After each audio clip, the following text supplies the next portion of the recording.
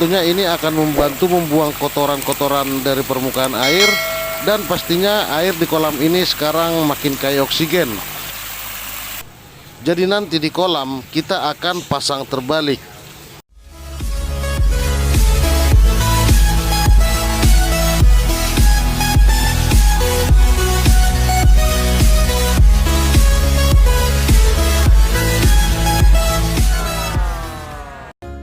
Istilah yang sangat sering kita gunakan dalam memelihara ikan hias di kolam buatan ataupun akuarium adalah pelihara dulu airnya, baru pelihara ikannya.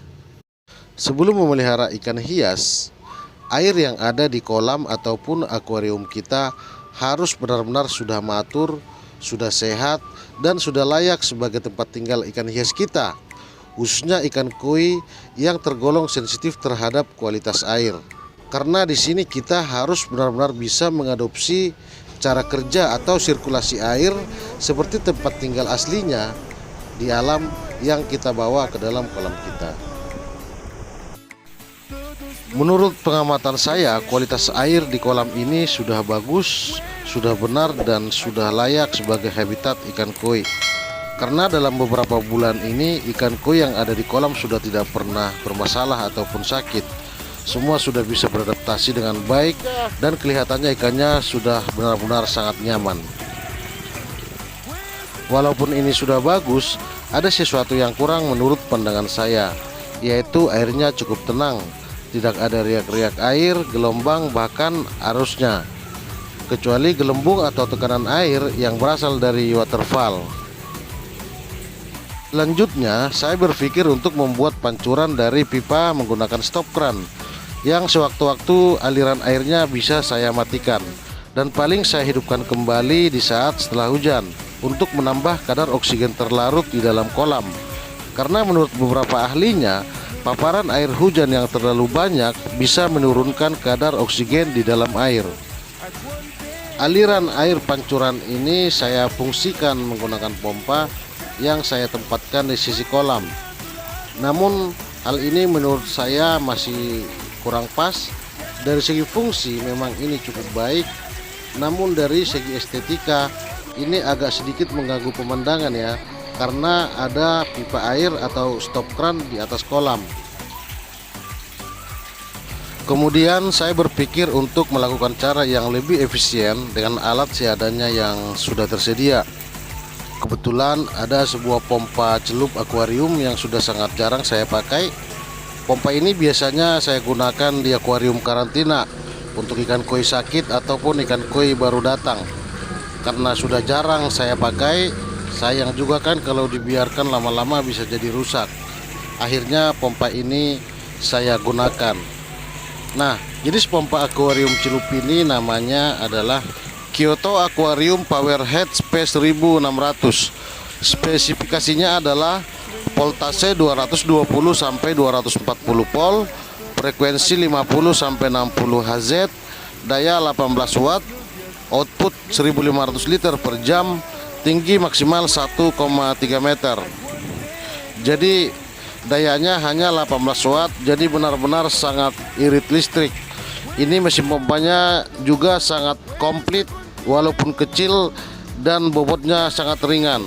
Dulu saya beli seharga 35 sampai 45 ribu, yaitu sekitar 7 bulan yang lalu, dan ternyata ini sangat berfungsi baik dan awet karena sampai sekarang belum pernah bermasalah.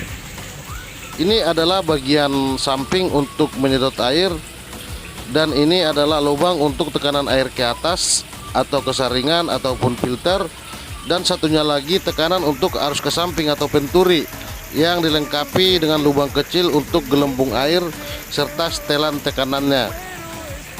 Di samping harganya yang murah, ini pemasangannya juga sangat simple. Biasanya kalau di akuarium kita, ini dudukan kacanya menempel di dasar akuarium, jadi normalnya memang demikian. Jadi satu tekanan airnya menuju ke atas, yaitu ke filter atau ke saringan, satunya lagi sebagai arus atau penturi yang menuju ke samping, yang disertai lubang untuk gelembung air yang bisa disambung dengan selang. Jadi nanti di kolam kita akan pasang terbalik.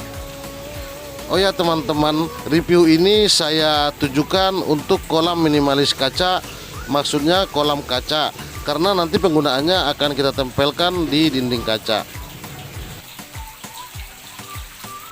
Jadi dudukan kacanya kita rekatkan ke samping, yaitu ke dinding kolam, sehingga nanti kedua tekanan airnya menghadap ke permukaan air kolam, dan sedotan airnya posisinya di bawah, dan penempatannya juga persis di batas permukaan air, biar udara bisa terdorong oleh arus air sehingga menghasilkan oksigen yang terlarut di dalam air. Apakah ini bisa mempengaruhi kinerja mesin, kita belum bisa pastikan. Yang pasti proses, mekanisme atau penggunaan komponen-komponennya kita fungsikan dengan baik. Sekarang kita akan langsung mencoba untuk kolam ikan koi.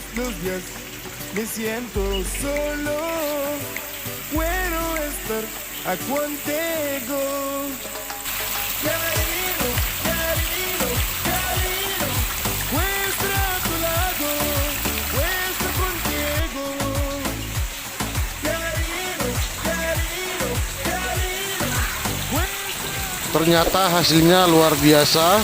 Tekanan dan semburan airnya lumayan kencang.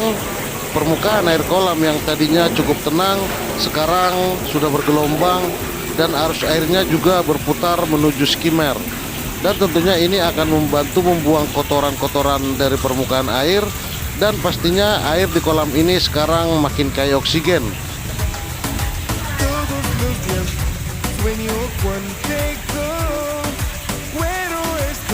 A tu lado, todos los días me siento solo. Quiero estar contigo.